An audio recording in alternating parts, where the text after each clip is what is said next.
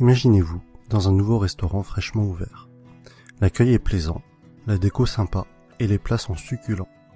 Vous en parlez à des amis, ceux-ci sont ravis.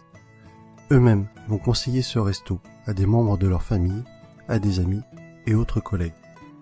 Et petit à petit, le restaurant commence à se faire connaître via ce que l'on appelle le bouche à oreille.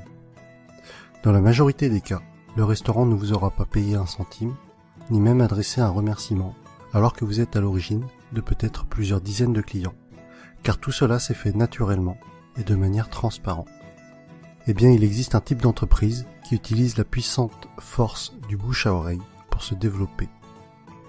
Il s'agit du marketing relationnel, aussi appelé marketing de réseau ou MLM, pour multi-level marketing. On parlera de network marketing en anglais. Le problème, en France, c'est que le marketing relationnel est non seulement mal connu, mais en plus à mauvaise presse. En effet, trop souvent, les médias n'en parlent que dans le cas d'arnaque, et malheureusement, il en existe, et très rarement comme une possibilité de réussir. Les médias, pour attirer de l'audience, doivent faire dans le scandale, dans ce qui choque. Mais ceci est un autre débat. Mais effectivement, certaines entreprises sont des systèmes pyramidaux déguisés. Une pyramide, qu'est-ce que c'est au juste? Je vous invite à cliquer sur cette vidéo pour découvrir une animation très bien faite expliquant ce qu'est une pyramide de Ponzi. En résumé, non seulement c'est une arnaque, mais c'est aussi illégal. Le système est basé sur la promesse de faire de miraculeux retours sur investissement, juste avec de l'argent que tout nouvel entrant va apporter. Autrement dit, l'argent des nouveaux paye le bénéfice des anciens. Et si, à un moment donné, les entrants ne sont pas assez nombreux, eh bien la pyramide s'écroule, car les anciens ne perçoivent plus d'argent. Ce qui est important à comprendre est que lorsque vous entrez dans une entreprise de marketing relationnel, vous êtes avant tout le distributeur d'un produit réel, le représentant d'une marque. Sans produit, ou avec un produit fictif, on rentre alors dans un système pyramidal. D'autre part, dans une pyramide, les anciens sont forcément plus riches que les nouveaux. Dans le MLM, même si plus vous rentrez tôt, plus vous êtes avantagé, cela ne garantit pas du tout votre succès. Un nouveau filleul peut très bien mieux développer son affaire et faire mieux que son parent. Ainsi, dans une entreprise de marketing relationnel, tout le monde est au même stade au début, mais plus elle va grossir et plus elle va avoir d'impact et être puissante. C'est vraiment la force du réseau qui fait qu'une MLM est puissante. Et Robert Kiyosaki insiste vraiment sur ce point dans le livre « L'entreprise du XXIe siècle ». Le pouvoir n'est pas dans le produit, mais dans le réseau. Pour en revenir à ce que l'on évoquait au début de la vidéo, le bouche à oreille est le principal véhicule de communication d'une société de marketing relationnel, si bien qu'il n'y a pas ou peu de publicité. Et ce budget pub, qui est souvent faramineux pour les grandes entreprises, est reversé aux distributeurs et ou consacré à l'amélioration du produit qui en général est excellent. Lorsque vous vous lancez dans le MLM, vous êtes parrainé par une personne et ensuite c'est comme si vous étiez votre propre patron et que vous aviez créé votre entreprise. Votre but et votre source de revenus vont être de deux types, soit en parlant du produit autour de vous et en le revendant, soit en parrainant d'autres personnes qui elles-mêmes vont devenir distributeurs. Ainsi, le plus efficace et pour que votre entreprise soit réussie, tout ce que vous faites doit être duplicable. Votre filleul doit avoir les outils pour développer lui aussi son réseau. Dans tous les cas, ce qui est important à retenir est que le succès est partagé.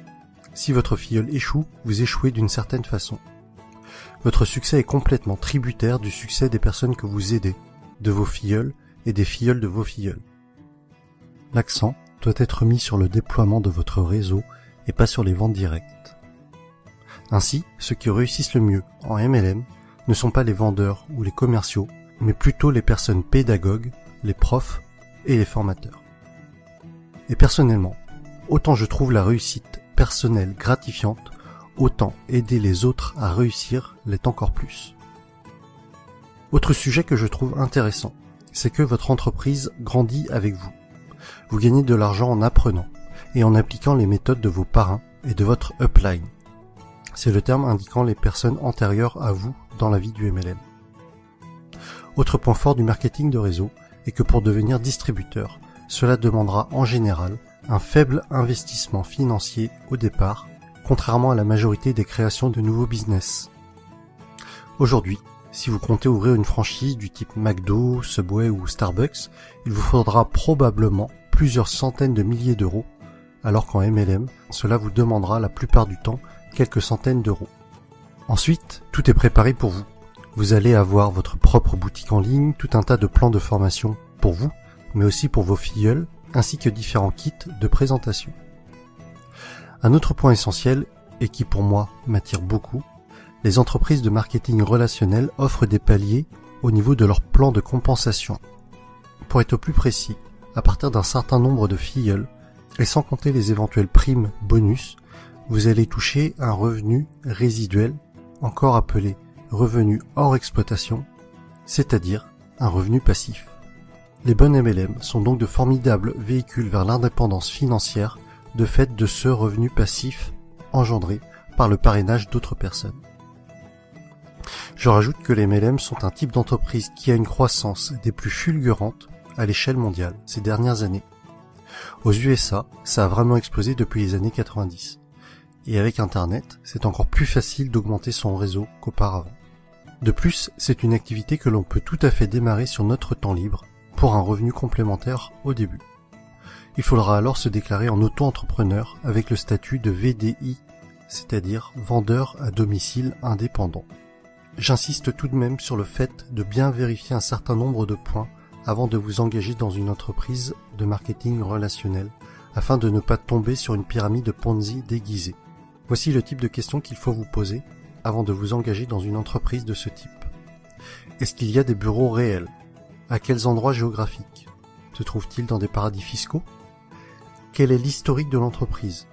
Quelle est la réputation de cette entreprise? Quels sont les avis d'autres personnes sur celle-ci? En conclusion, et si vous avez suivi mon défi personnel, je pense que vous commencez à comprendre pourquoi est-ce que ce type d'entreprise m'intéresse fortement. Travailler pour ses propres rêves et non pas ceux de quelqu'un d'autre.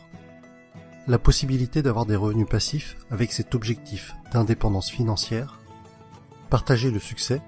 Vous savez, à la base, ma chaîne YouTube est quand même le partage des bonnes pratiques, d'idées inspirantes.